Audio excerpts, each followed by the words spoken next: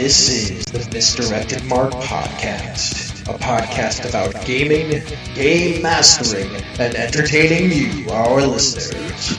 We are explicit, and you have been warned, and I'd like to thank Mike Willard for letting us use his music on our show. Now let's pick up those mics and get on with this thing. Oh my god, yes, let us pick up those mics and get on with this thing. It's part two, I say, of our Fate conversion, actually designing games for Fate episode. And with that, my name is Chris. And I'm Phil. And I'm Old Man Logan. Oh, yes. I'm very excited. Phil was drinking some coffee a second ago. I drank all of my coffee a while ago, so I'm pretty hepped up right now. Oh, real quick before we get into things, I see that Angela Murray is in the chat room, and it's her birthday today. What? Hey. Here we go. On three. Yep. 3, 2, 1. Happy birthday to you. You. Happy birthday to you. You. Happy birthday, dear Angela. Hurricane. I was going to go with Angela, but all right, Sure. whatever. Happy birthday to you. Hey, there we go. There we go. Is there anyone in the chat room? Yeah. Am I Yeah, in the chat there's room? plenty There of are people many in much. there. Everybody's saying happy birthday to Andrew right Can now. anyone see me? I would imagine so. They I all see saw you. us. Maybe you should refresh. I see you, I'm Phil. gonna... All right. Well, with that, with that, y'all know we're talking about Fate today. I y'all, don't think I can see me. Y'all. Yeah. I gotta refresh into it. Hang on. Anyways, since Phil's refreshing Bob, buddy old pal, The thing with the thing? what is going on? What is going on? Well, let's see. On Thursday, we leveled up our funnel characters in DCC to level 1. Woot woot. So we have level 1 characters now. We bought gear and we're ready to go adventuring and get killed again. Seems legit. Yeah. Sunday we played a game called Legacy, I guess. Ooh, very exciting. Uh-huh. It's an interesting game. It's a mix of PBTA and maybe a little of the Quiet Year, drawing stuff on the map, and it was interesting. I would definitely like to play that again. That was some cool stuff. Yeah, I don't... It's funny. I guess I'll talk about when it Yeah, comes yeah, back yeah. to my way as well. Then Saturday, I was cleaning my room because I needed it, and I needed to make space for a new computer that was coming in, Yeah, and I nice. needed to make sure I had all of my paperwork ready to do my taxes, and I was supposed to do my taxes on Saturday afternoon, and I did not because it took me like all day to clean. And then a nap. And then and then a nap. And then a nap. And then Monday, the new computer came, and then I set it up and got it working, and then played Minecraft to make sure that, it was, Because that's what you do. because that's what I do. And that's why I bought the computer, because the old machine wasn't doing very well with the Minecraft anymore. And I did not do my taxes, so I still have not done that. So I have work to do tomorrow. But, yeah, that's the thing, man. Phil, what's Yeah, going on, man? Well, I'm mostly packed for my trip, so I am heading out to Genghis Khan out in Denver, and I'll be running some games, and I will be running some games and visiting people and doing stuff. So I'm pretty psyched. So I'm traveling for the first time with said bionic arm. So that's a thing. Totally a thing. Totally a thing. And so I'm like, they told me like it may or may not set off metal detectors. But they were nice enough to give me a card, so in case it does set off a metal detector, I have a card that says no worries. This guy's got a metal implant. And This guy is totally not a terrorist about to come on the plane. I mean, it's technically it's either a cyber arm or I'm a Terminator. So it's one of those. Anyway, it's what you call it. It should be fun. I'm flying and I still can't actually use my arm for lifting and stuff like that. So to make it easy on myself, I'm just putting my sling on. Yeah. And then I'm hoping I'll get to go through the special TSA line because I'll just have my sling on. And because, I'm going to be fumbling with bags and stuff. And then I can get on board the plane early. Somebody can help me put my luggage up in the top rack kind of thing. Anyway, so I'm doing that. And I did some of the stuff you did, right? So I was facilitating the leveling up of the DCC characters. That's fun. Yep. I actually like the DCC classes actually quite a bit. They do a couple things that are I think deliberately interesting. Like the thief abilities, like hide in shadow and move silently, have a fixed flat DC. It's not a contested DC like it is in like most other games. Like it just simply says like if the floor is like a stone floor, it's a DC 10 to cross silently. Okay. Like you just can. Like And then it's you're not. quiet. What's that? And then you're quiet. Yeah, and then you're quiet. So it gives you like it gives those characters like a little extra an extra touch of competence. The other thing I really liked that they did was they don't do bonus dice for damage for sneak attack when you're a thief. Your backstab attack, certain weapons like light weapons like dagger, garrote, and things like that in the weapons list have 2 numbers. Oh, the big number is this backstab number. The big number is if a thief uses it to backstab. Nice. So like the garrote actually does just more damage. Yeah. That's cool. And so then we did like the craziness of the wizards picking out spells and stuff, and that was like fucking loony. Like just because they're random. Oh, great. One, they're random. You randomly get your spells, and 2, there's another table that puts basically a spin on every spell, and the lower you roll, the worse the spin is. So what is it? Glenn's wizard has Find Familiar, but if he casts it, somebody he knows dies. Dead.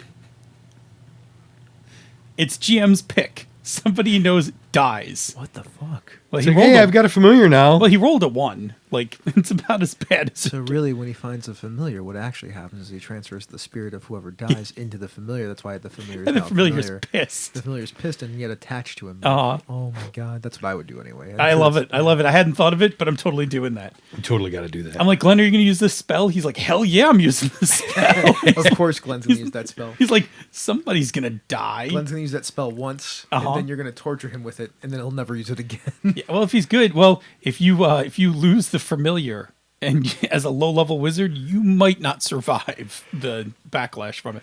Anyway, so some of the other abilities were fun. I think, what is it?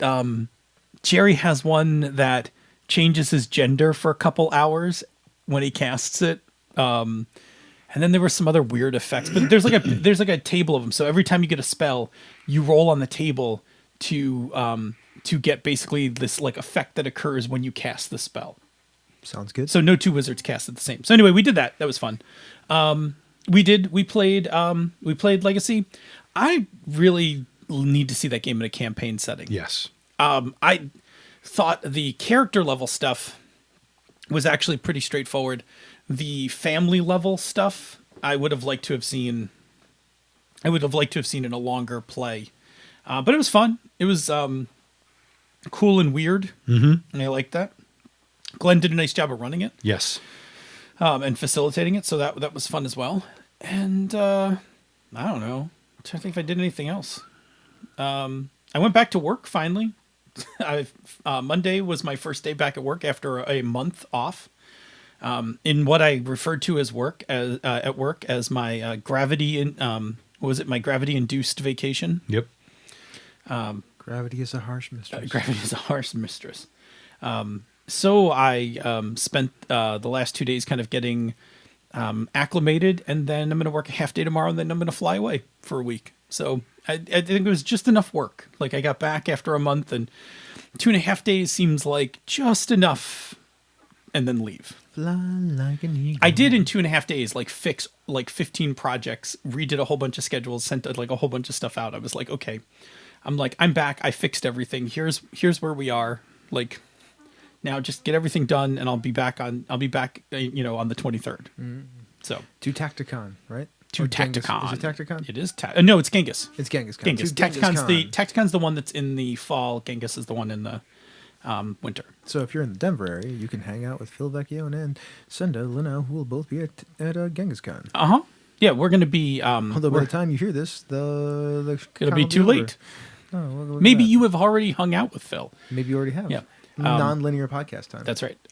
So we're going to co-GM because my arm is not 100%. So we're actually going to work out. We're going to work out the details, but we're actually going to co-GM 2 rounds of Hydra Hackers, which I think will be a lot of fun, and hopefully have enough have enough info to talk about to whip up a Gnome Stew article. Oh, did somebody send for Camden? It looks Yep. like somebody sent for Camden. Oh, good. Camden has appeared in the chat room. Oh, I was afraid. None of us remembered to do it, so I'm glad we. Rob took care of it. We were busy doing other ridiculous things. Yeah, I mean, if you go look in the Slack room for life, if you're a patron, I made a Vig Master prototype T-shirt. Which T-shirt logo? T-shirt logo. I'm pretty pleased with it. With Vig's slogan, right?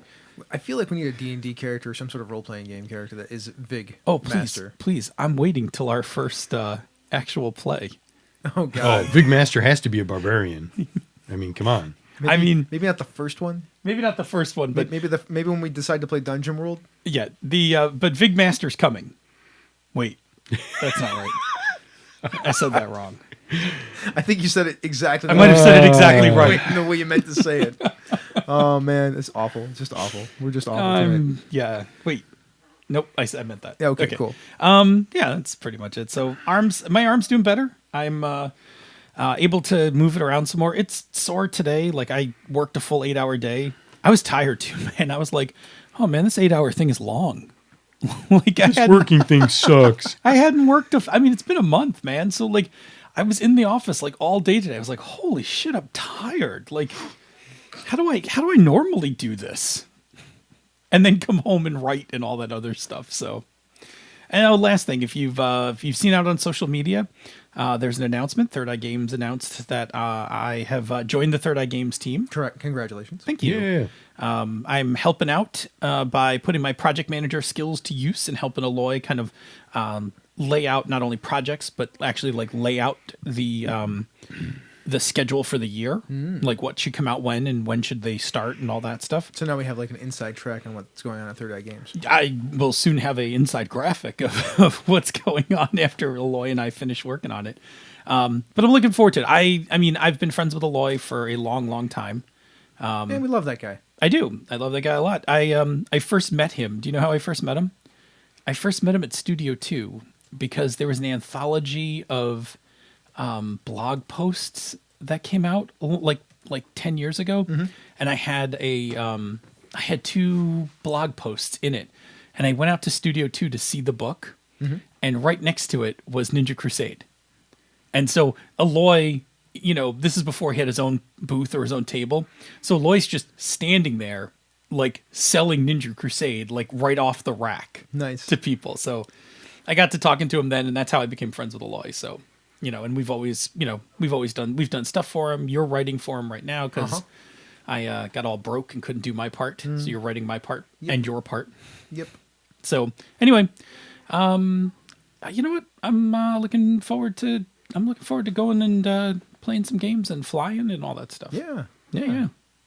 Cool stuff, man. All right, Just what's said going? yeah. Did I? Yeah. Yeah. Anyways, Yeah. How about you? Yeah.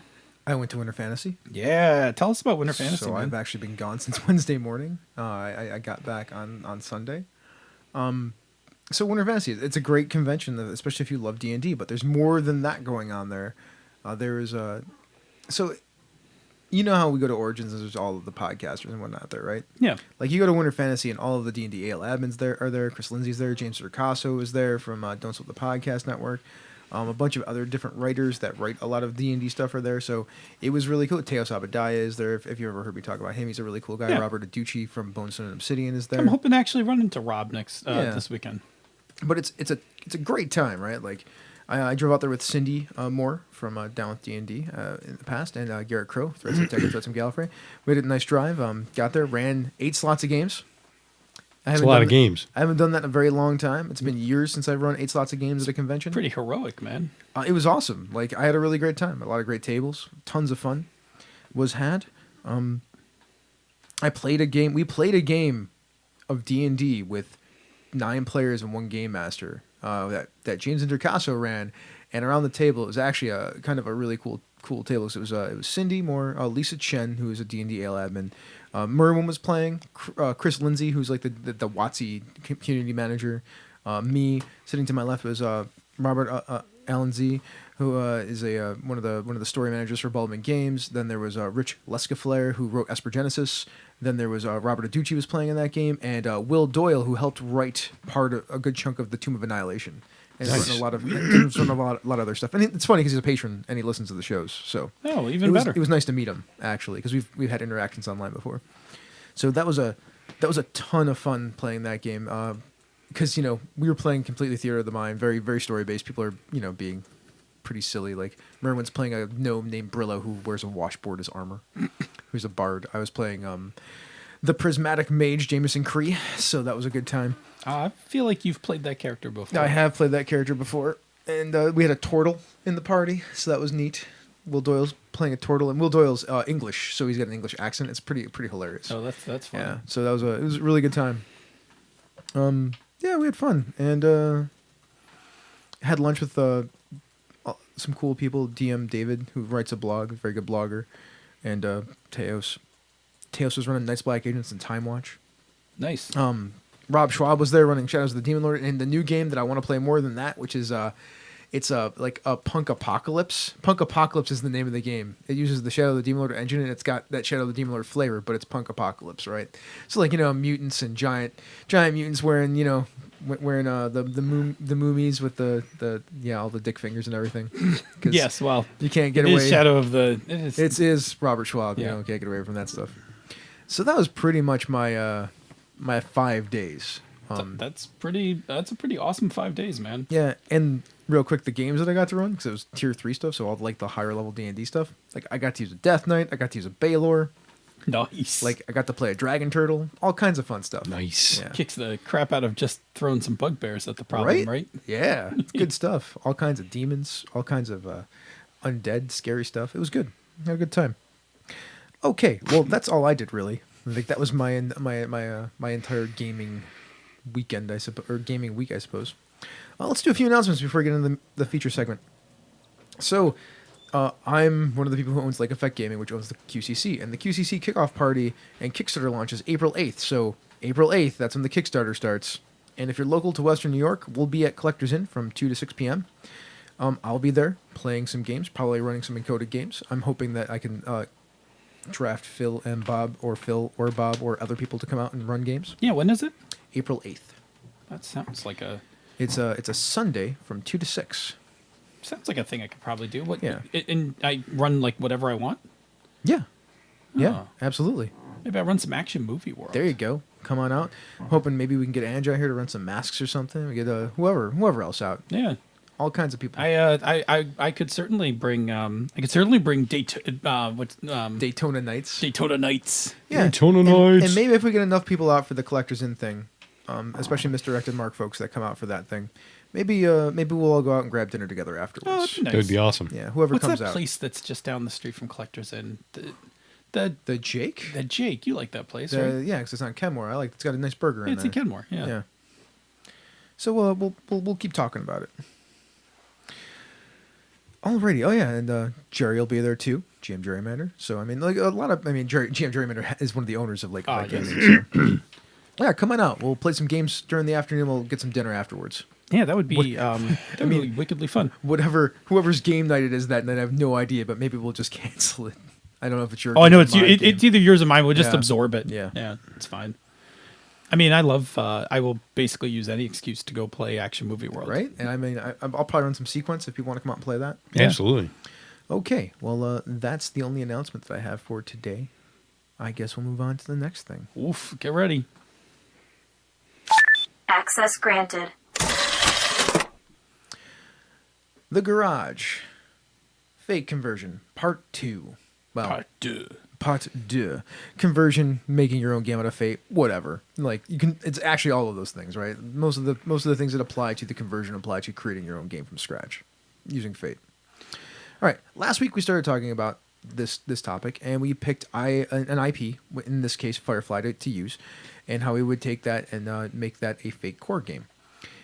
Today we're going to talk, or last week we talked about aspects and skills. Tonight we're going to talk about stunts and extras. And if we have time, we'll get into Fate Accelerated and Dresden Accelerated, which I really hope we do because it's not too much different between Accelerated and Dresden Accelerated. There's some extra add-ons. So where are we going now? So before we get started, there was a comment in the chat room last week about that it was cool. We were talking about how to convert an IP into Fate, but what would we do if it was an existing RPG? Right, like you and I did this with Underground. Yeah. Like, how would we convert Underground into Sure. Fate? So I just want to take a few minutes and kind of go back and hash over that. So when we talked about it last time, we talked about like an IP, about like picking tropes and archetypes and things like that. The good thing about doing this with an existing game is the game already did all that work. Yep. Like when you do this for a game that exists, the game is the blueprint of what can possibly come over. So you look at the whole rule book and you decide, like, do I need mechs? Yes, I need mechs. So I'm going to have to do a Fate conversion of mechs. Do I need beam weapons? Or do I need, like, yes, I need those. Move those over. Do I need, the ability to hack the, data web? Yep, need that. So it is actually in some ways easier to do this from an existing game because the existing game has actually distilled all the important parts and made them into bits in the game. So then you're just doing that. You're just like lining up what to convert.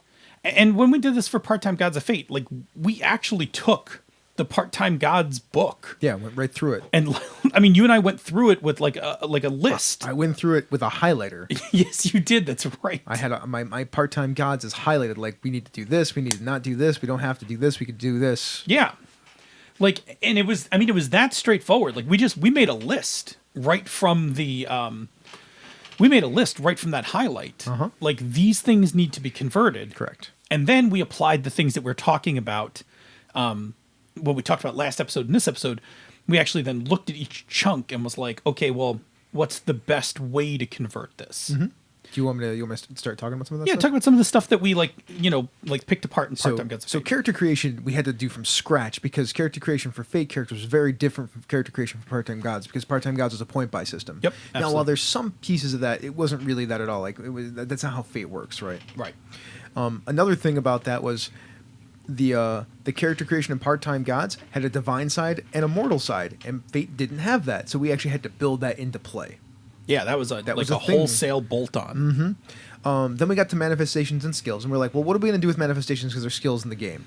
Like, can we get around that? Should they be stunts? What should they be? And we eventually decided, like, no, we're just going to do them the same as skills in the game. We'll just port it over. Yep. And have the two different little skill lists, which means both skill lists had to have their own point allocations a la Fate. And Yep. we had to figure that out and how to make that work. Then we did entitlements. So entitlements was actually pretty easy. We looked at them and we're like, well, these are just stunts. Yep, these are stunts. We'll convert them So like we, stunts. we converted every single one of them. I think I did that. I think that, You did. That was me. You did. You trucked through that like entire. You trucked the entire chapter. It was easy because I did that for Underground, so I was You already did. very familiar with how to do that. Bonds, that was you. Yeah, bonds wound up being a weird thing, right? It was tricky. It became an aspect and stress track. Yes. Yeah. Yeah. It was very effective though. What you ended up designing. Theologies, we decided that they were an aspect that you would take. And if I don't even think we gave, they might have had a special thing associated with them or a stunt that you could get with them. I think we might have given him a stunt. Yeah, maybe. Maybe. I can't If we remember. didn't, we should have. Probably because Yeah. there were special abilities that you got for your theology, Right. But it for sure was an aspect on your. It was divine it was side. definitely an aspect. Yep. Gear. I don't know if we did. We anything. actually so the original book had like lists of gear. Yeah, I know, I don't- and we were like, we don't need that. we don't need that. So we had a very brief gear chapter that was basically like, well, gear is probably just an aspect. Like Yeah. this gun is fearsome, that kind of thing. Yeah, if you're going to use it, or really, it's just more about narrative positioning. Yeah, and we did. We actually. Oh, you know what we did? We'll talk about when we get to extras. But we did armor. We did armor and weapon tags. Yes, we Yeah, did. and we didn't do much more beyond that. Uh huh. Yep. And then monsters. I think Merwin did a lot of that. You and Merwin. I did a lot of it. Merwin you did a lot of it because you were the one who came up with. Oh, that's instead right. of using regular skills. I used the. So they had their own named skills. Yeah, like the Minotaur had like I stole that from somewhere. you did. Actung Cthulhu? Yes, Yeah. Actung Cthulhu has monsters because it made monsters feel different from other things. It made outsiders feel different from regular things because I think Sean did a lot of the design on things that were not outsiders, and I did all the design on things that were Yeah, outsiders. like Minotaur had a skill that was like bust through stuff plus 7. Yes. Yeah. Because you could get ridiculous with it. You could do it flavorfully, which is the idea. Exactly. And like that was it. Like, and that was our blueprint. Our blueprint was the actual rule book from the first game that led us to how to put it together. Mm-hmm. And if we were doing like a homebrew thing, like we could have just thrown that in Google Docs and been done with it, Yes. right? Like, but you know, because we did it for publication, we actually had to go up a notch and actually like really write everything out like explicitly. Yeah. Yeah. Okay, cool. So and so that's what we did. And we used some combination of aspect, skills, stunts, and extras. And so tonight we're going to keep going and we're going to pick up where we left off. So if you didn't listen to last week's episode and you're interested in this, go back and listen because you're going to get the first half of this. And then this is basically a dovetail right into that. That's correct. Okay, go ahead. So, well, I should talk about stunts now, right? Let's Why do don't you- it. Why don't you tell me about stunts? So stunts are cool things that your character can do in the game. And they're a special trait that your character has that changes a way a skill works for you. That's like right out of the actual rule book. Characters get 3 stunts for free, and you can take up to 2 more stunts by burning refresh. And so refresh is, for people who haven't played Fate, refresh is the number of, bless you, Bob. Excuse me. The number of Fate points that you get at the start of a session. Yes, it is also this resource that you can use to spend to buy stuff, but then it drops your refresh. Yeah, during character creation, Yeah. when you buy more stuff, you lower your refresh. Correct. In game, once you start playing, whatever your refresh is the number of fate points you get at the start of the session. If you don't have that many fate points already. Correct. Because if you have like 6 fate points, You just ride with what you got. Ride with what you got, Yep. yeah.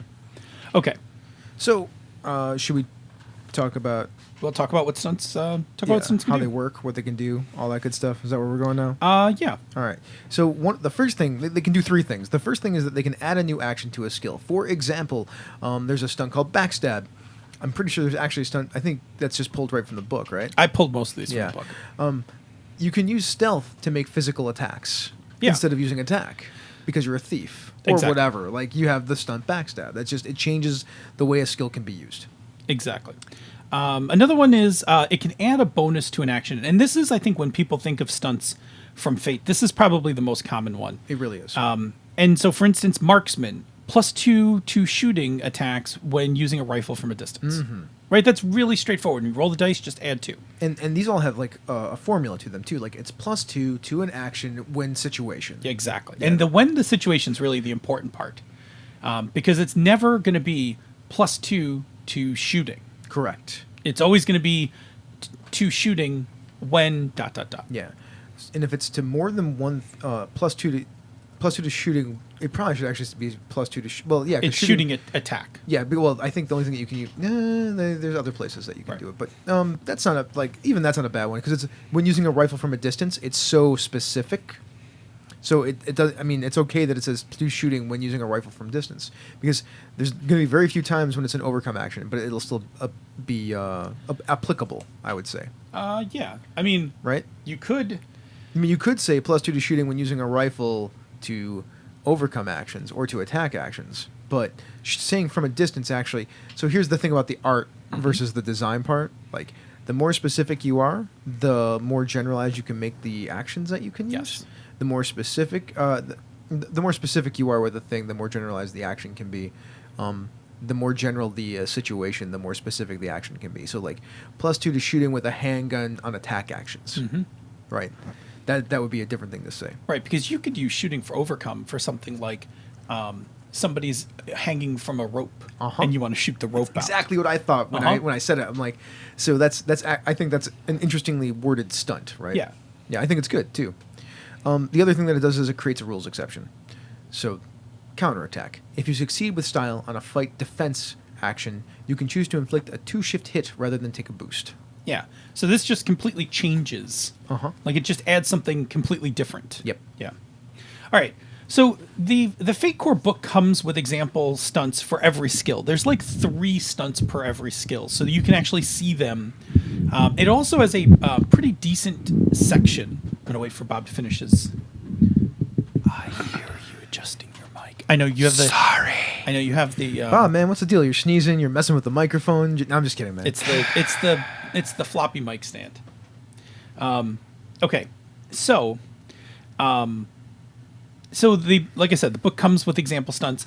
You can make your own. There's also a very nice section in the Fate Core book about how to make your own stunts. There is. Like, you are not left on your own with this. The book will actually guide you through this. Okay, so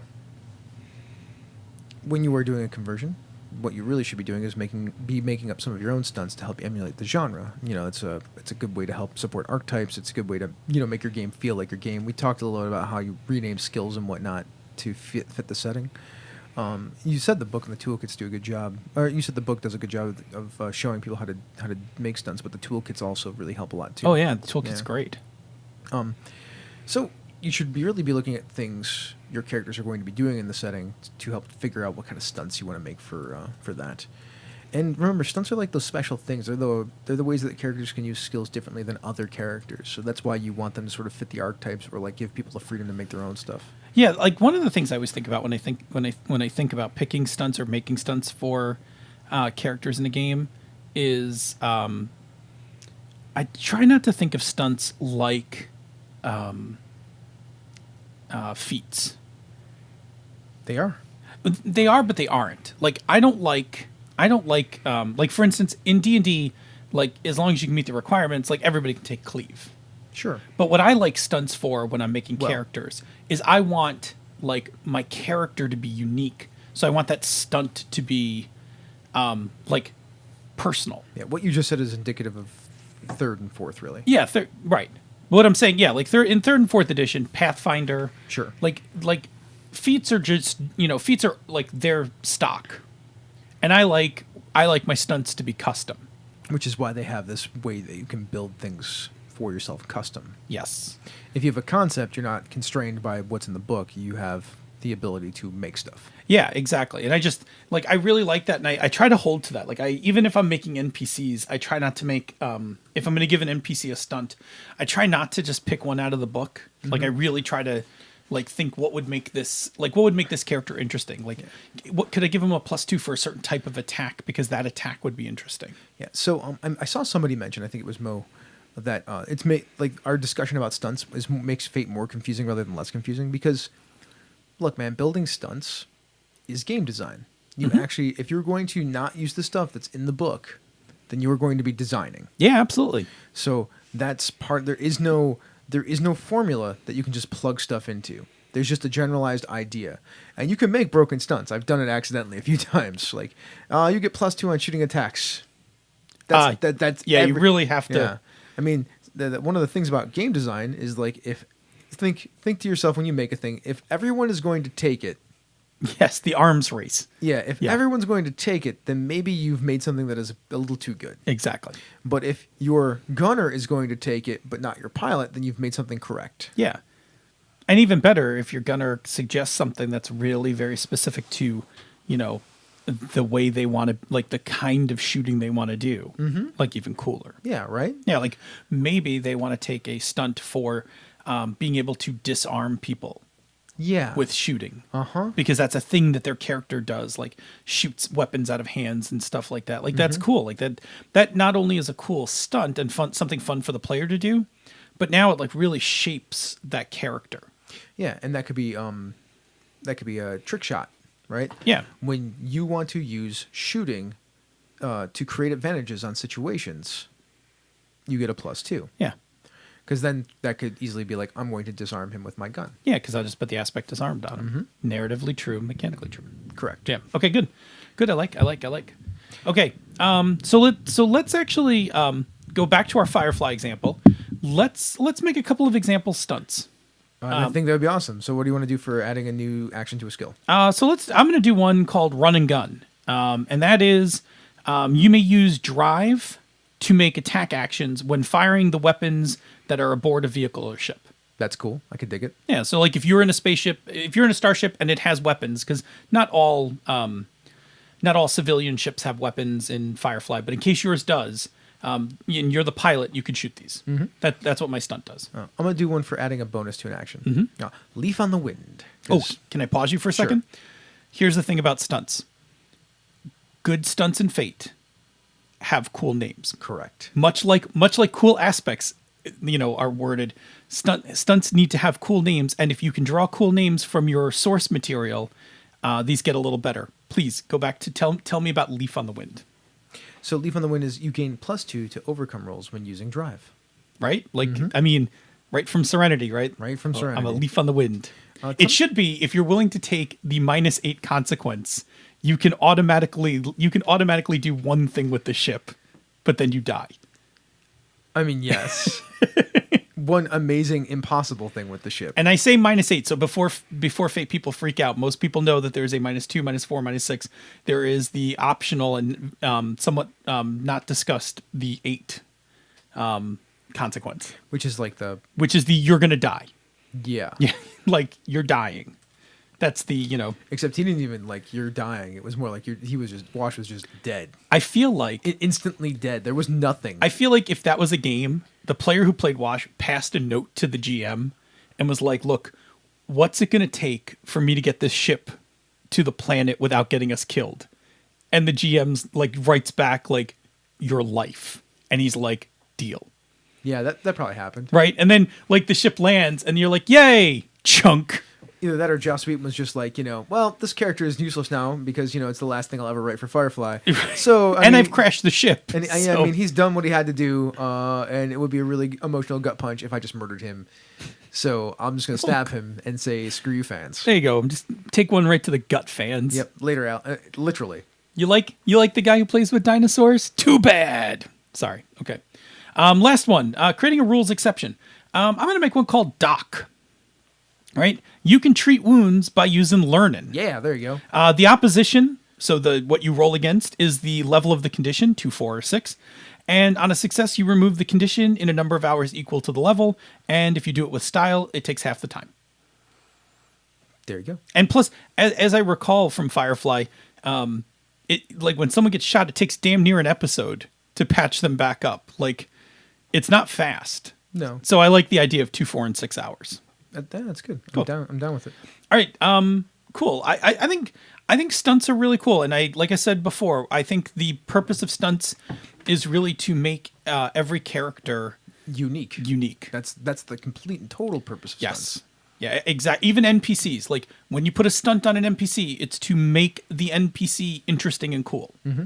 It's not about giving them, like, woohoo powers. It's about giving them something that when you bring it up at the table, people are going to be like, oh, that's awesome. Cool. Okay. Want to do extras? Sure. I would love to talk about extras. Yes. So they're defined in Fate Core as anything that is technically part of a character or controlled by a character, but they get special treatment in the rules. So for some games, you're not going to need extras.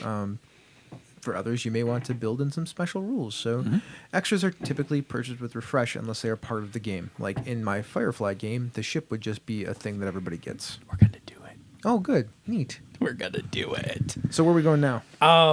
So when we're talking about extras, we need to actually talk about something that's really important in Fate. And that is the bronze rule of Fate. The Fate Fractal! Known, yes, as the Fate Fractal.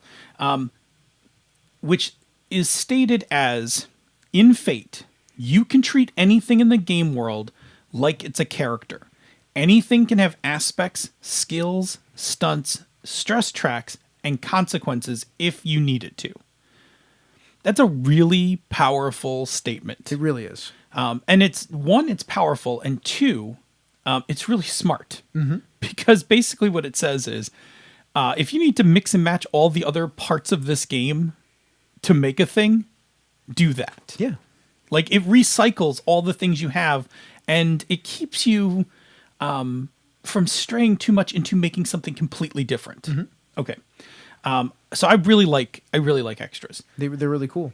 And the rule book helps you. The rule book has a lot of information on how to make extras, lots of examples, and then the toolkit book goes buck wild with that. And Like, if you want more than that, you can just go look at any Worlds of Fate because pretty much they all have extras in them because it's the thing that makes them cool. yeah. Yeah, I agree. All right, good. So, well, let's talk about a very simple extra that often gets used, and those are the armor and weapon tags. So these tags are typically rated between 1 and 5. The weapon tags, they increase shifts of damage after a successful hit. The armor tags decreased shifts of damage after a successful hit. So why don't you tell me about some other things that you might be able to do with extras? Yeah, so extras are going to cover a lot of things. So one, they're going to cover weapons, like if you want to make special weapons for your game. Because remember, I say remember as if everyone is fully versed in Fate. It's worth saying, in Fate, if I have a rank in a skill, it is assumed that I have the tools to perform that skill. So if I have a +1 or higher in shooting, I have a gun. Yeah. There is nothing exceptional about my gun. Whatever I do for damage is solely based on what I roll on the shooting roll. But if my game world, I want to have like cooler guns or different types of guns, then guns become an extra. Yeah. Okay. So special weapons, body armor, right? If there's going to be something special about body armor. Any kind of power. So if you have superpowers, those can be an extra. If you have magical powers, schools of magic, things like that. In fact, the both the toolkit and the Fate Core book have a number of different examples of types of magic. Yeah, they do. And it's actually pretty cool. Tons of them, yeah. Yeah, it's pretty cool to see how many different types they can make. Yeah. A secret society could be a extra in the game. Like your access to a secret society. Yeah, what they can do for you, the aspects they might have, the special rules that they have associated with They them. might have some skills Yep, associated that with them. Yeah. Things like that. Vehicles would be like another thing. Vehicles, ships, that kind of thing. In fact, we'll talk about that right now. In fact, let's do that. Yeah, so... Oh, well, we'll talk about that in a second. We're We're gonna talk about some other things with Firefly first. So why don't we talk about River's psychic powers? Yeah, like what would we do for that? She would probably have an aspect, I would imagine, called Alliance Academy Psychic. That would work. Yeah. I would say that it would cost two points of refresh. Yeah. And then if you spend a fate point, the GM will provide you with one of your choice from this list. You could either have a cryptic vision of the future that will come true during the session. You could have you could read the emotional state of a given person, or you could read the surface thoughts of a given person. Yeah. That's pretty interesting. Yeah, that's kind of River, right? When you think about... That's River-esque. Yeah. I mean, River has that thing where she kind of like, tells the future in like those weird rhymes. Or she like, knows what somebody's feeling. Hence cryptic, yeah. Yeah, it's always, yeah. And then, of course, you could have the advance that goes along with that if you wanted to, where she becomes the living weapon. Yeah. I mean, you could have well, so again, when we talk about interesting things, right? Like living weapon could be a power. Living weapon could be an aspect. Living weapon could be a stunt. It's going to be up to you as a designer to decide where you kind of want to seat that in your design. I'm going to do another one. I'm going to do the Callahan full bore auto lock rifle. Are you familiar with this rifle? Is it a Vera? It is Vera. Yeah, it's totally Vera. Yeah. It's when he introduces it, this is the Callahan full bore auto lock rifle, but I call her Vera. I'm going to put I'm going to put this thing at a cost of 2 refresh. First of all, it has an aspect on it, the best gun made by man. That's actually the quote from Jane when he's describing it. The best gun made by man. And I'm going to tag it with a weapon 3. Well, that makes sense. Because it's a pretty badass weapon. Like you get hit with this thing, add 3 shifts of damage. Yep. Okay. Now, I could, if this was Jane's gun, instead of the best gun made by man, I call her Vera. Like, yes. Something like that. But that's the Callahan full bore auto lock rifle. Now let's talk about if you're going to write a Firefly game, like the ship is important. So the ship is a thing, in this case Serenity, but really just the ship. And we're not going to give it a cost because we're going to assume that every crew has a ship. Yeah, like that may be just a thing, right? That may be just a conceit of the game that everybody gets a ship. Okay. So I would give it some aspects. Right, so I did, for this we did Serenity. Keep it simple. Battered old Firefly smuggling ship. Right, that's got some... Oh, she'll fool you because she's a lot better than she looks. Yep. And love keeps her in the air because the crew loves this ship and they're very good about working on it and whatnot. Now, I did for those two, the second and third aspects. Those are actually quotes from the show. They are. Yeah. Yeah. They're great. And again, when we talk about designing for Fate, it's part of the thing you do is like using aspects to be evocative and for the setting. Right? Okay. It's going to have stress. Totally, right? Because it can take damage. Yep. So four stress, Yep. and then it's going to have consequences. Yeah. And 3 seems like a good number. And by 3, you mean the 2, the 4, the 6. Yes. Yeah. Now I might give it another track, Yeah. and that is like because this goes along with the crew and everything, and it's good to tie it into the ship. I think. Like, do you have the resources to keep your ship in the sky?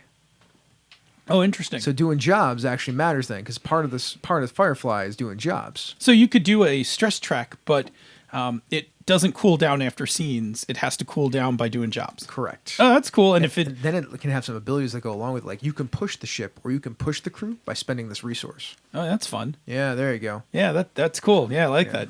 Now the ship actually has some aside from being this thing with aspects and whatnot, it has a mechanic to it that drives play.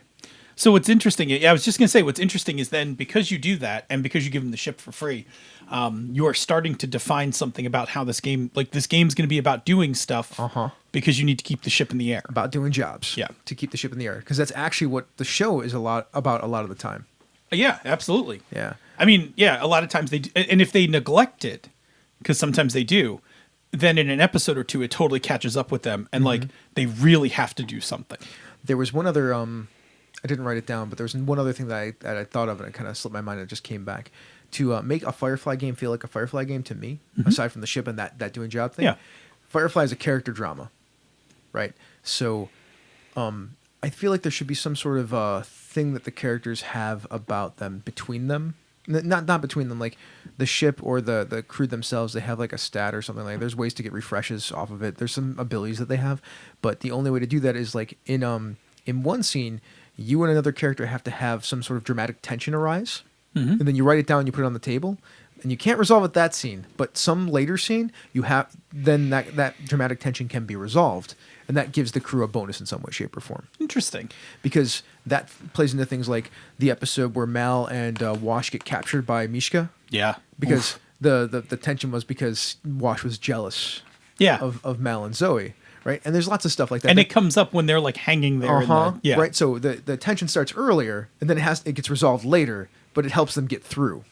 I like it. I like it a lot, actually. Yeah. So like, and that also goes to the play of like when Mal and Jane get into like who should be in control of the ship, Right. And then eventually it ends up with like Jane's in the airlock. airlock. Yeah. All the stuff with Kaylee and Simon. All that tension that arises and then resolves, like not necessarily resolves in the right way, but I got to tell you, I could actually co-op some of that for Housewives too. there you go. That's it's basically like carrying a grudge. Like it gets slighted in one place and you can't do anything about it till another scene. Yeah, and it pushes character play. Yeah. Yep. So now you have so we talked about the two genres, right? Where it was Western and space opera, Sci-fi, sci-fi, space opera, sure. Whatever you want to call it. And now we actually have the two kind of things that actually happen in the stories, the plot points, the beats of the stories, right? Yeah. Which are doing jobs to keep the ship running and keep everybody in money, and having some conflicts and having some dramatic conflicts between the characters. So now I'm going to say that one of the things I think I would go back and do is I would go back to, and if you listen to our last episode, I would go back to the aspects. And now I'm going to change. I want to change one of those aspects. The second one, the first or the second one. I want to change it so that it is it's an ongoing tension that you can have for the season. You can obviously swap this out at a different, because you can change. All right, so you can change your aspects in Fate at milestones. Yeah, but I would make say my take that second aspect, the war one, or maybe take the first one, your childhood. Sure. And I would make that like your drama aspect, and like you have to pick a character. And you have to have a thing between you. Like Mal and Wash always have that thing about Zoe. Yeah. Between them. It flared up in that episode. But that thing is always between them because Wash, that's Wash's wife, but Mal has a super close relationship with her because they were in war together. Yeah. And they always have to, that relationship thing lives at all times. And check it out. That particular aspect, it goes on a card. It's like on an index card that you actually have in front of you on your character sheet. Yeah. And everybody can't do it in the same episode or the same session. Right. But when at some point in the session, somebody can pull it out. And put it on the table. Because then that becomes, if you think of Primetime Adventures, it becomes a mechanic like Primetime Yeah. Adventures, and then you mark it off like, oh well, we've done that, so then you should probably like it'll go back in the bag for a little while. Yeah, like River is really possessive of Simon. Yes. And then, Kaylee is attracted to Simon. So if Kaylee plays her attraction to Simon, like River could turn around and play her jealousy card. Uh-huh. And now like we have all the drama we need. Yep, because we have those 3 characters. Yep, and in we're the thing. Yeah. And then of course after that session is over, that scenario is over, then those aspects can change. Yeah. Wow, or, that's such a good idea. or not change. Or not change. Like they can stay. If they didn't resolve like in a satisfactory way or whatever, like, well, it's a really good mechanic. Like, I it's know. a good idea. You actually did you just pop that off the top of your head? I thought about it earlier today. That's but really good. there you go. Like that would actually be a lot of fun. It'd be a cool fate hack. Absolutely. It's a really cool fate hack. All right. Good thing Damn we it, record. Chris. Good thing we recorded it. Yeah. So Yeah, good idea. Good idea we record these things. what's next? All right, so it feels kind of brief, but that is if we roll them back up, aspects, skills, stunts, and extras. Mm-hmm. Those are all your components to converting a fate game. That's true. Those are your building blocks. Extras are going to be your really advanced one and the kind of the broad one, and the other ones are a little more fixed. And that's it. Like that, you go through this process of identifying what you want to convert. You look at the tools that you have from the Fate book, and you just make a design decision about what you want to turn them into. That's correct. Yes, exactly that. And then you got to play it. You're going to play test it and see if it actually works. You might tweak it, that kind of thing. All right. So we're going to pause now. We're going to go check in with the chat room. And when we come back, we're going to talk a little bit about Fate Accelerated and Dresden Accelerated, because they're 2 different types of Fate, and you can hack those too, but they have like a couple caveats. Yeah. Before we get to that, though, let's talk about another show on Misdirected Mark, Advantage to Insight. One fan, one topic, and the best result. Advantage to Insight speaks to the fans of Dungeons & Dragons and what interests them for you. For instance, a upcoming episode will have Wayne Chang talking to Lisa Chen, the newest AL admin. So that's pretty cool. What's going on in the chat room besides the fact that PK jumped in because of... well, I should have really fixed that for you. Don't worry I'm about sorry. it. I got this. I should get some... You were so loud, Sorry. though. You might want to turn me down just a little bit. Yeah, I'm going to do that. So yeah, we are tiny bit off topic because we got onto Firefly things. Yeah, and except I whatnot. saw PK talking about how he should have been on the show because, one, he's Yeah. worked on the Firefly game, and 2, he's And worked he's- on Fate. Yes. I mean, PK. look, if I mean, I like me and Phil have a good rapport. Like, I'd have to bring him in from online, and it'd be kind of a mess. And if I really wanted to get a Fate designer and whatnot, I'd just call Rob Donahue. Oh, don't do that. to Don't PK. do that. No, I'm just kidding, That's PK. just mean.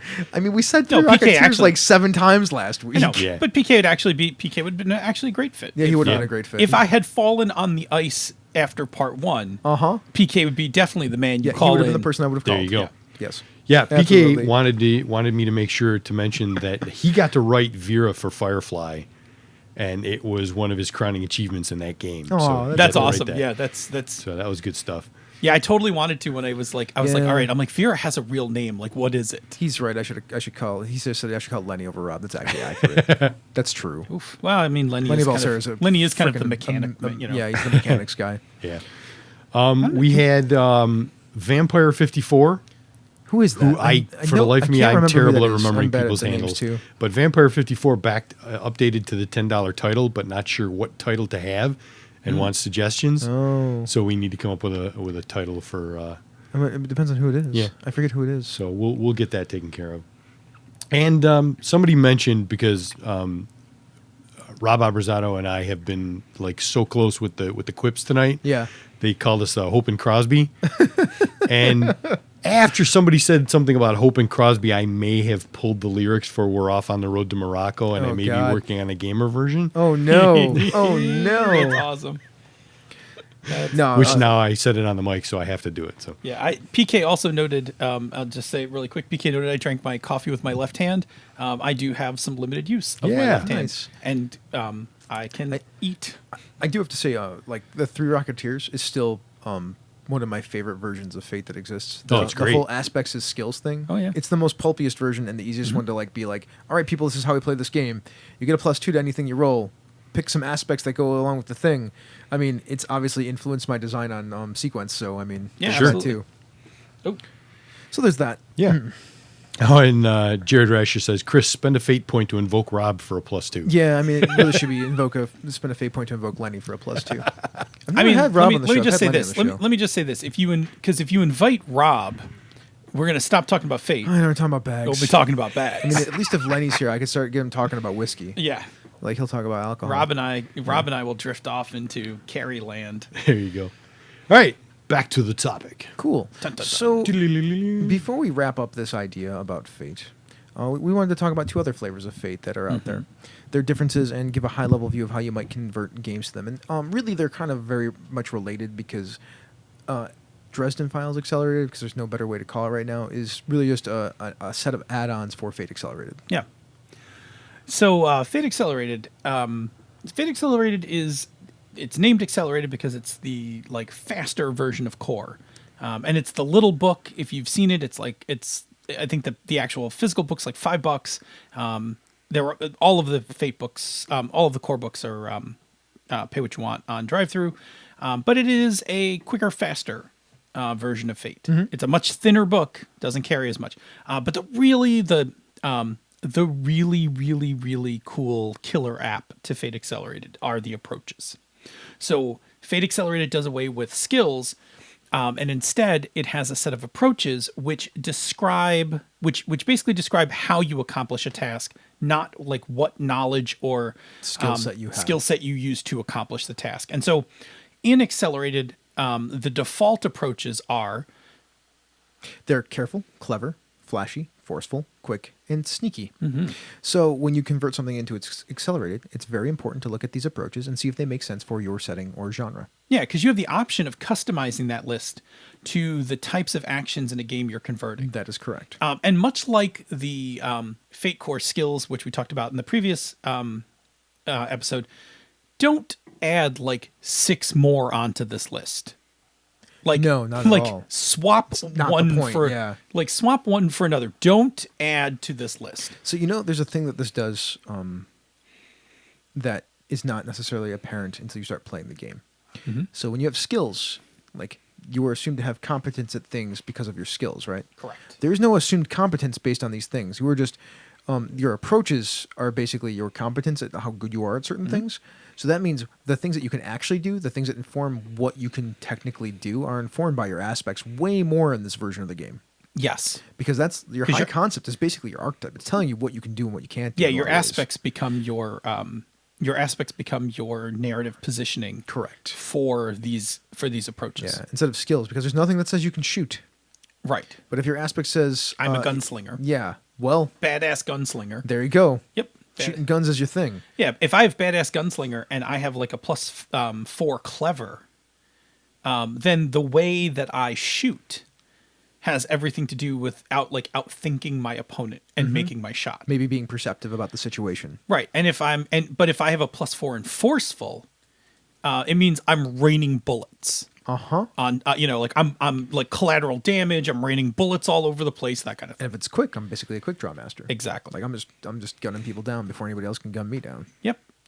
And so you can, like we said, you can change these approaches, but you should leave only 6 of them because it will mess with character creation if you add more, because of the default number of the default numbers you get to spread over your. Yeah, it's like 3, 2, 2, 1, 1, 0. Right. So if you add more, you have to monkey with that initial start line. Just remember that if you mess with that, the difficulties that are associated with the game are going to be skewed. Exactly. You have to shift that stuff as a game master up and down. I'll tell you what I would love to use if I was going to take a IP/game and convert it What's to that? Accelerated. Ninja Turtles. Yeah, that'd be sweet. Because Ninja Turtles, I don't need skills in that game.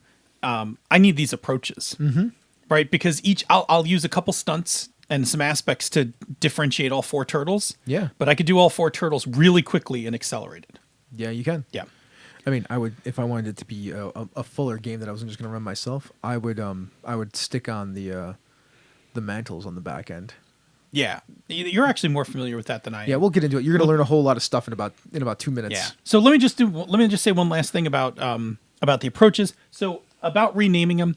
So, for instance, let's say you have a cyberpunk game. So you might want to turn one of your approaches into tech Yeah. because you solve the problem using technology. And then again, if you wanted to, just because I wanted to give another option, you could just leave the tech off and leave it as clever. Yes. Right? And then make sure, like, if you want to be the hacker, you just make sure that you have that as one of your aspects. Yep. Exactly. So you can, and both ways are legit. They totally work. Aspects work the same mechanically.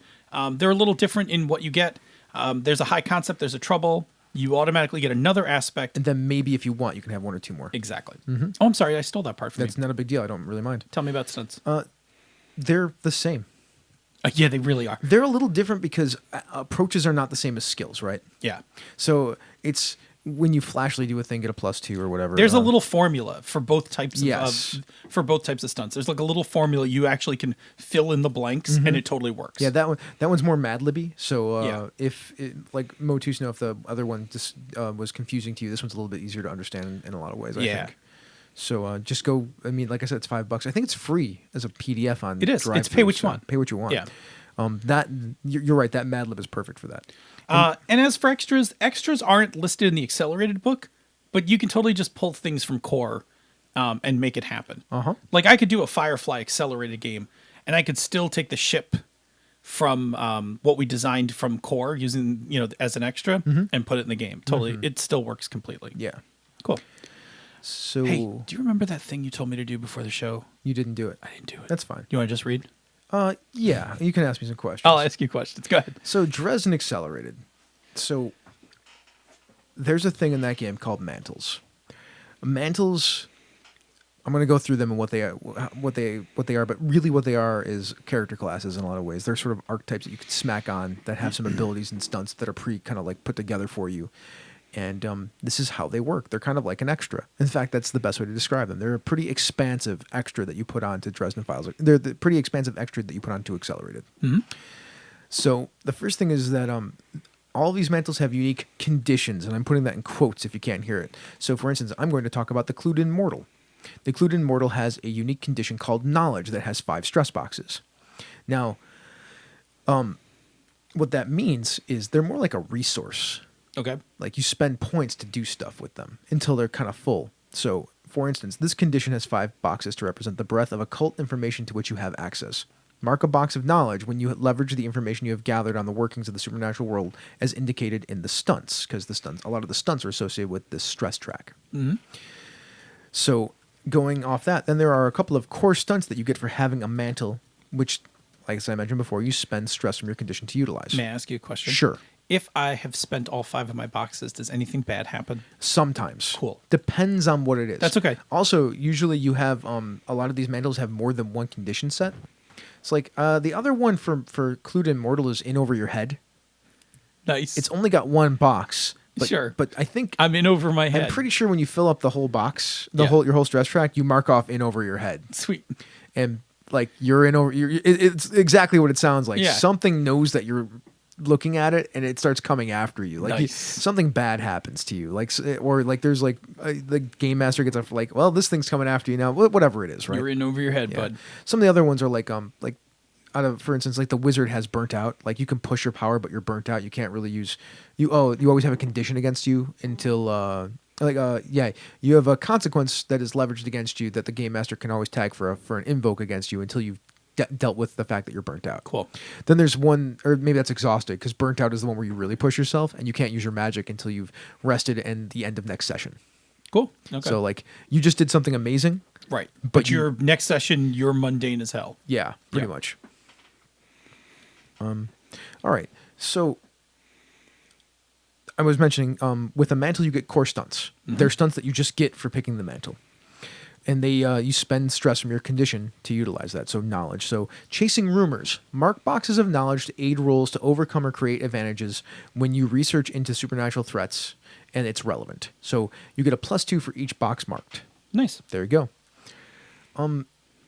So now there's something that needs to be done to remove your condition stress that is often story based in the game. So, for instance, you recover your stress from knowledge through research in your free time, and you restore 1 box between each session.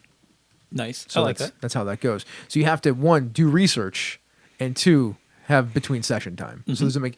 They're not all like that. Some of them are different. One of them, there's the cop, right? The law enforcement person. They have access to all the law enforcement stuff. They don't actually have a stress track like this, but if they ever abuse their power, they mark off the condition suspended.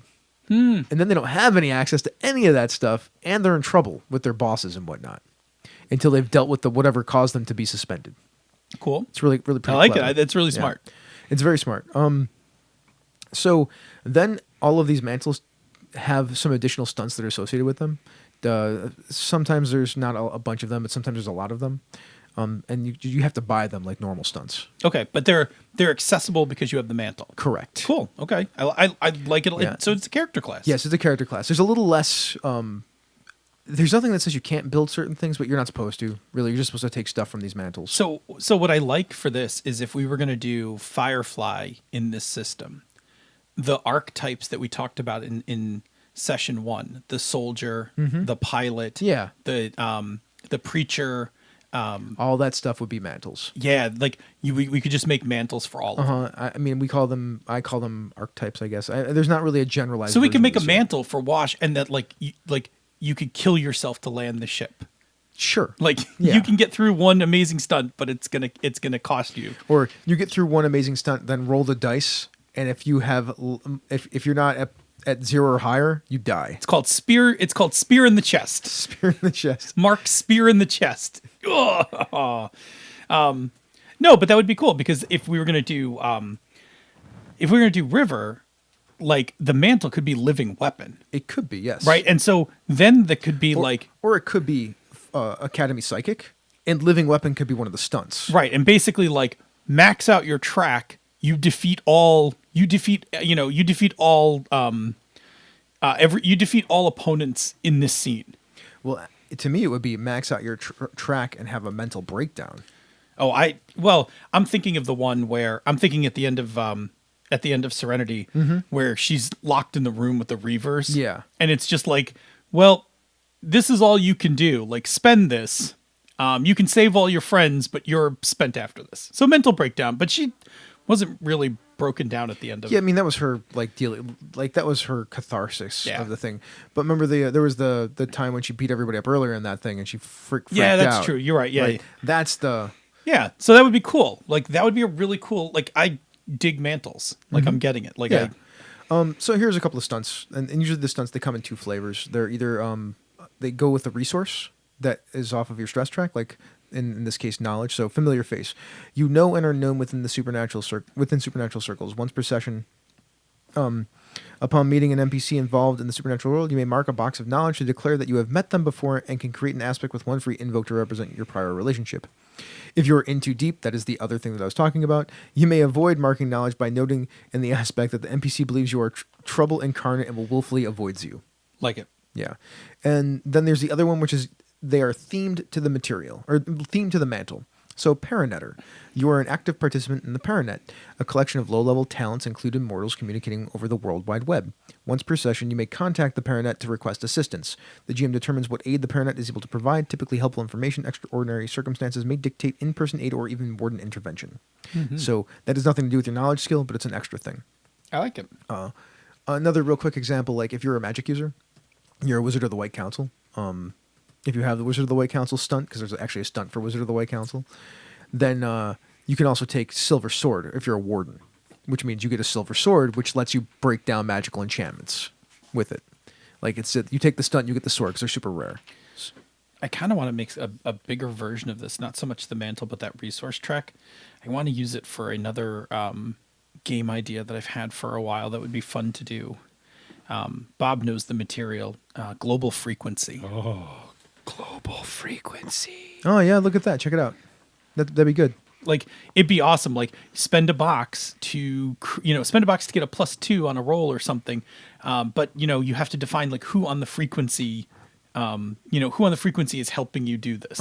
Because the global frequency is the move. Is not the move. It's the global frequency is the ability, right? Yeah. It's your stress track. Yeah. Did you read those? No, but you've told me enough about them that I get them. God, they're so good.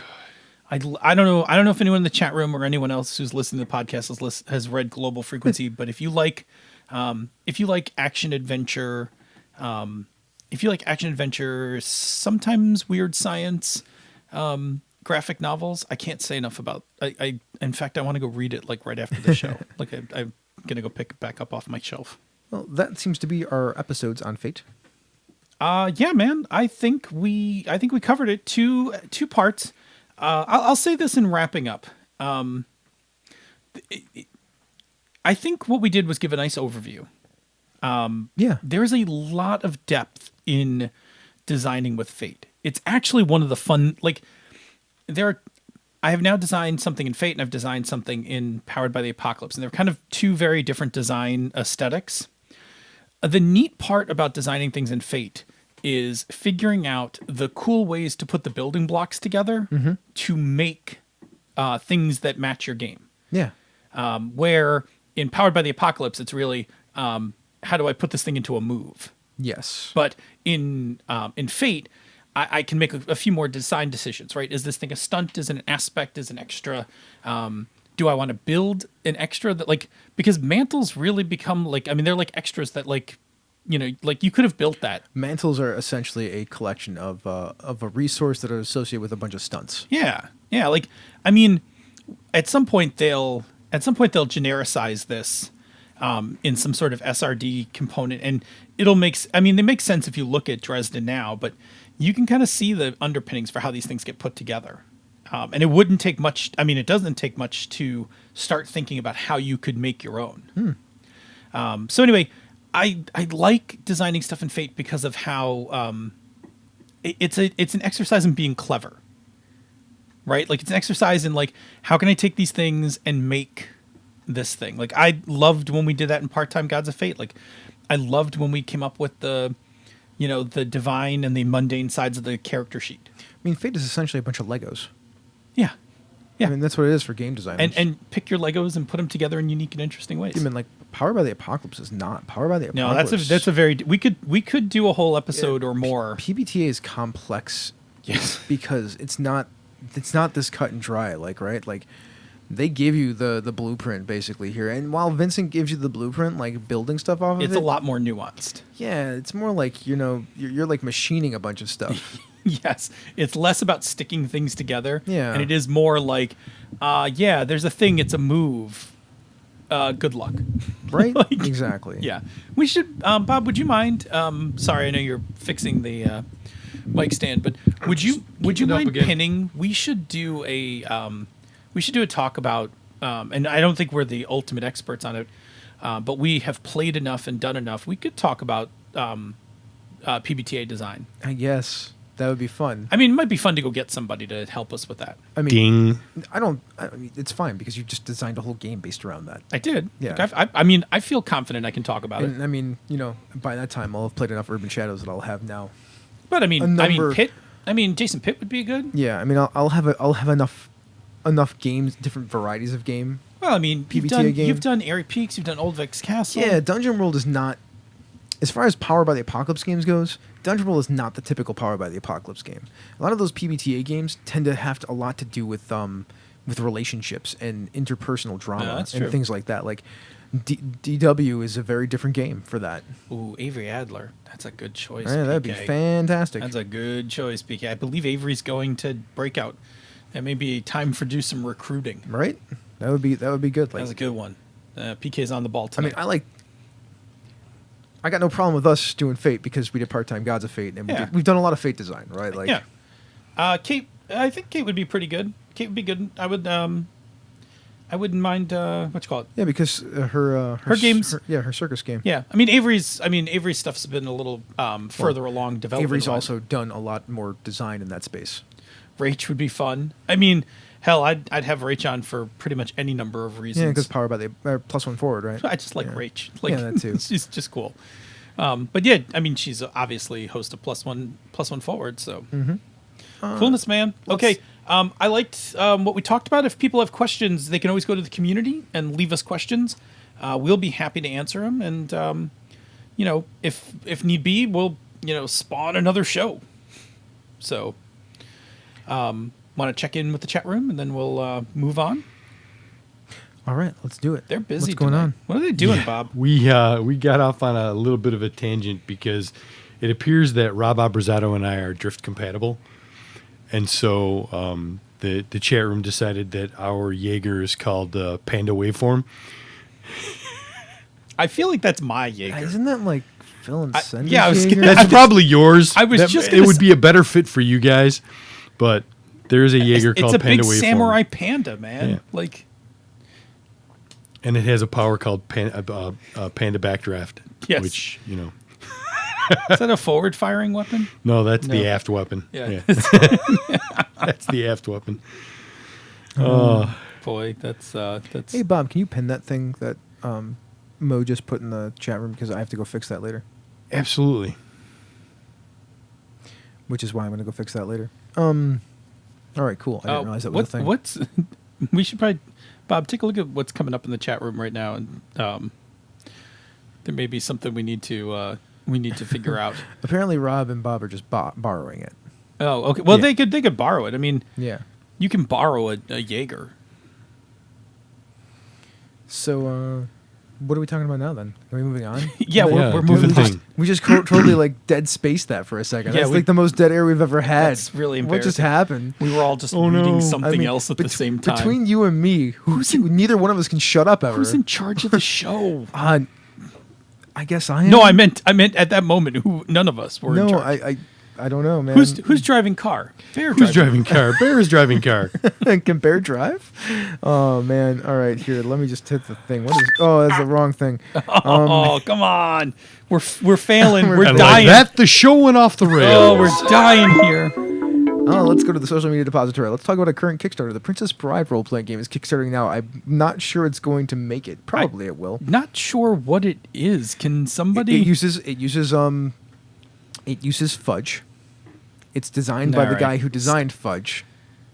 All right. It's got a base thing for fudge, and then it's got a bunch of rules add-ons that you can put into it beyond fudge. I know. I'm really not excited about this game. I believe the word I'm going to use, I believe I'm using it properly, is I'm whelmed. I am a little whelmed too.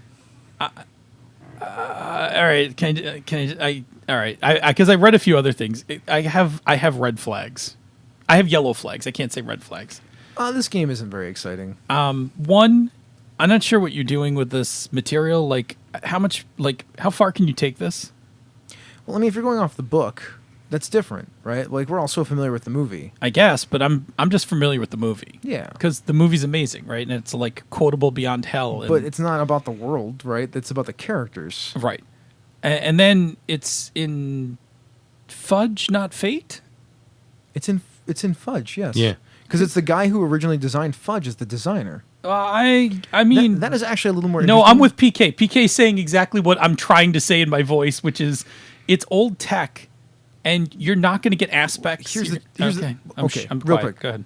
The thing that I'm interested in, and I wish there was more in there about this Kickstarter, was there's a bunch of advanced add-on rules. What are those advanced add-on rules?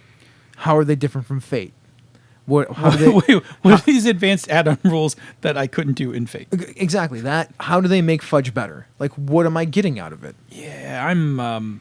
But there's none of that in the Kickstarter, so I don't know. Um, So I'm, like you said, I'm underwhelmed. You're underwhelmed. I'm like just at whelmed. Like, all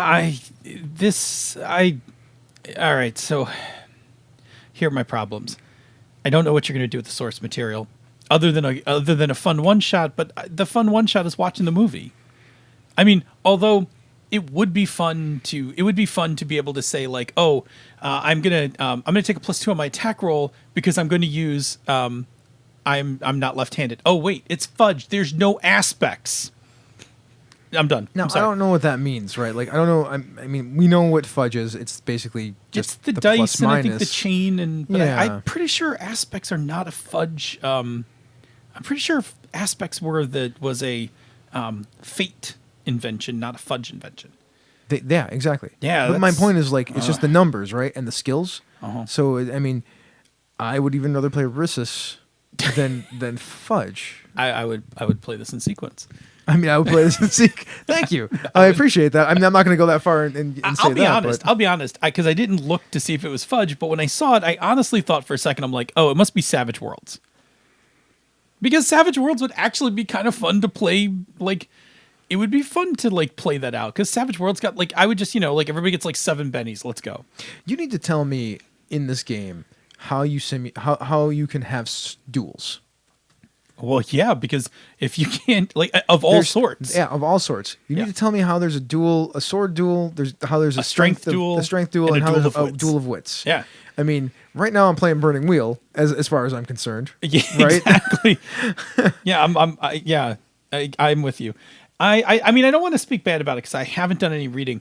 I'm just saying that like my gut level thing for like when I am ready to back a Kickstarter, like none of it is being tickled at this point. Yeah, and it's not like cool like when they're like, we're gonna do Zorg again, right? Like, yeah, like like what is? So that's the thing that caught me was like, you have advanced rules that you can add on, a bunch of like modules that you can tack on. I'm like, well, that's neat. What are they? And they don't say anything Yeah, about it don't- anywhere. we have stuff, man. We have stuff. You know what we have? We have an IP. Yeah, that's pretty much what they got, an IP. I got an IP, so I'm gonna make something shiny. Well, and apparently this Toy Vault company, they made the board game and the card game, which were underwhelming too. Oh well, now that's even worse. Yeah, like that's so that's worse. I'm not trying. I mean, I'm not really trying to bag on it because like No, I'm just. It's. I got not no problem with Fudge. Like Fudge is a perfectly fine game, right? Fudge is like old. I mean, okay, look. But I'm what gonna are be they- honest. It's old tech. Well, what is the difference then? Like, what are they doing differently? No, but this is like I'm gonna make the Princess Bride using original World of Darkness rules. But I don't. Like it's. But how do we know they're the original? How do we know that they're the original rules? Right? How do we know they're not updated? That's my point. We don't. Like, I'm never gonna play Spirit of the Century, Right. right? Oh, there's a quick start. You could look. Oh, I'm there gonna you go. Look at the quick Maybe I'll start. go look at the quick start. But it would be fitting to use a 30-year-old game for a 30-year-old movie. Yeah. I mean, sure, but that game is well. Well, all Or right, that so movie is well I loved. got some things from the character sheet. Okay. So we've got the chain: superb, great, good, Yeah, fair, yeah, yeah. mediocre. Okay, Uh-huh. that hasn't gone anywhere. We're gonna have skills, professional and other, You're taking a lot of time on this. It's funny. weapons and gears. Our wound levels are scratch, hurt, very hurt, incapacitated, near death, and mostly dead. I give a little nod for mostly dead. I don't know, man. I'm not getting like. Even the character sheet looks kind of old. Okay, all right. I'm looking. All right, I'm getting the quick start guide. I'm gonna look. I'm looking. I now need to know.